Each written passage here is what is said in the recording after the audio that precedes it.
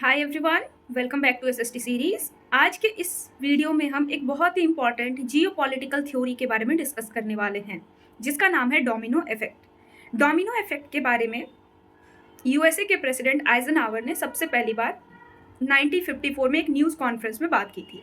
उन्होंने एक्सप्लेन किया था डोमिनो इफेक्ट को। डोमिनो इफेक्ट बेसिकली क्या है, तो उन्होंने एक्सप्लेन करा कि अगर किसी एक कंट्री में जो है कम्युनिज्म आ जाता है, तो उस कंट्री के आसपास के जो भी कंट्रीज़ हैं, पड़ोसी कंट्रीज़ हैं, उनमें भी कम्युनिज्म जो है बहुत ईजिली फैल जाएगा। कैसे?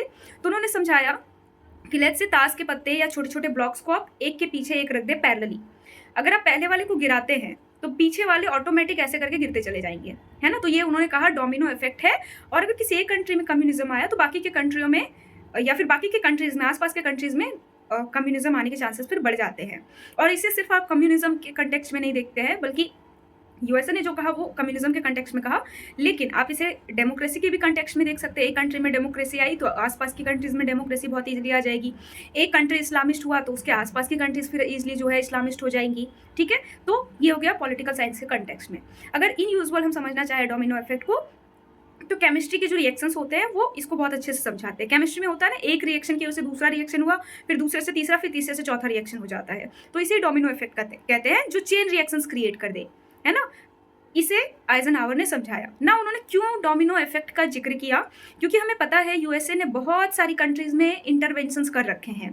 पूरे दुनिया भर के वॉर्स में वो बीच में जो है पड़ जाता था, और without giving it a logical conclusion to the wars वो विड्रॉ भी कर लेता था। एग्जाम्पल के तौर पे हम देखते हैं, फर्स्ट इंपॉर्टेंट इवेंट 1949 में चाइना में माओ के द्वारा कम्युनिज्म लाया जाता है। रिपब्लिक ऑफ चाइना 1949 में जो है कम्युनिस्ट रिपब्लिक चाइना जो है 1949 में स्टैब्लिश किया जाता है माओ के द्वारा। उसके जस्ट बाद कोरियन वॉर होता है 1950 में। एक्चुअल में कोरियन वॉर जो हो रहा था वो इंटरनल मैटर था। उसमें रिपब्लिक ऑफ कोरिया और साथ ही में democratic people's republic of Korea के बीच में आपस में लड़ाई चल रही थी। वहाँ पे फिर से यूएसए पहुंच जाता है, उसने रिपब्लिक ऑफ कोरिया को सपोर्ट कर दिया, है ना। इसका भी जस्टिफिकेशन यूएसए देता है डोमिनो इफेक्ट को रोकने के लिए। इसके बाद हम फॉर्मोसा क्राइसिस देखते हैं, जो ताइवान में 1954-55 के दौरान देखा जाता है। ताइवान में चाइना ने अपना जो भी चाइना और ताइवान के बीच में वो मैटर चल रहा था, यूएसए जाके इंटरवीन करता है ना। उसका भी आज तक कोई लॉजिकल कंक्लूजन नहीं निकला है, कोई रिजल्ट अभी तक हम जानते हैं ताइवान का जो है अभी फाइनल डिसाइड नहीं हो पाया है कि चाइना से वो फ्री है कंप्लीटली कि नहीं है। यानी कि फिर से यूएसए ने इंटरवीन किया, लेकिन बिना कोई कंक्लूजन तक पहुंचे उसने वहां से फिर विड्रॉ भी कर लिया। नेक्स्ट इवेंट वियतनाम वॉर, जो 1955 में शुरू होता है और 75 तक चलता है ना। 73 में ही यूएसए ने वहां से भी विड्रॉ कर लिया। वियतनाम में भी सिमिलर तरीके से नॉर्थ एंड साउथ वाला डिवाइड हो गया। साउथ वियतनाम को सपोर्ट कर रहा था यूएसए, नॉर्थ वियतनाम के लिए जो है हम देखते हैं रसिया सपोर्ट कर रहा था। तो वहां भी इंटरवीन यूएसए ने किया, लेकिन बिना कोई कंक्लूजन दिए या सॉल्यूशन दिए वो 73 में विड्रॉ कर लेता है। इसके अलावा हम देखते हैं 1980 से 88 के बीच में ईरान और इराक का वॉर होता है। उसमें भी यूएसए ने इंटरवीन किया, उसने इराक को सपोर्ट किया। इराक की बाप्टिस्ट पार्टी थी जिसको उन्होंने सपोर्ट करा और उसकी गवर्नमेंट वहां पर आ गई।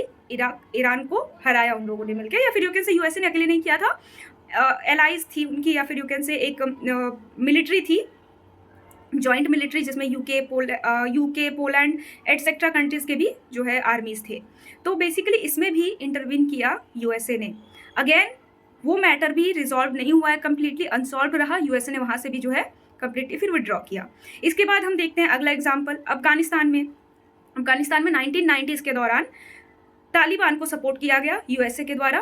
एंड देन फिर तालिबानियों ने जब अटैक करवाया, जो हमारा 9/11 का अटैक था, वर्ल्ड ट्रेड ऑर्गेनाइजेशन पर अटैक हुआ, टेररिस्ट अटैक, उसके बाद यूएसए ने क्या किया, वहाँ के तालिबान का जो ग्रुप था उसको वहाँ पे बैन किया और अपनी मिलिट्री वहाँ डिप्लॉय करके अफगानिस्तान में गवर्नमेंट जो है एक रिपब्लिक गवर्नमेंट चलवाने की कोशिश की। लेकिन अगेन 2020 में हम क्या देखते हैं, यूएसए ने वहाँ विड्रॉ कर लिया, एक एग्रीमेंट कर लिया तालिबानीज के साथ और विड्रॉ कर लिया।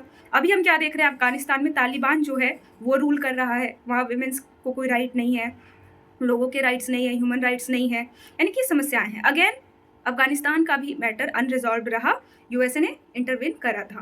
तो इन्हीं सारे इवेंट्स को जस्टिफाई करने की कोशिश करता है यूएसए कि उसने जो डोमिनो इफेक्ट है उसको रोकने के लिए ये सब किया है। आई होप आपको समझ में आया होगा, चीज़ें क्लियर होंगी।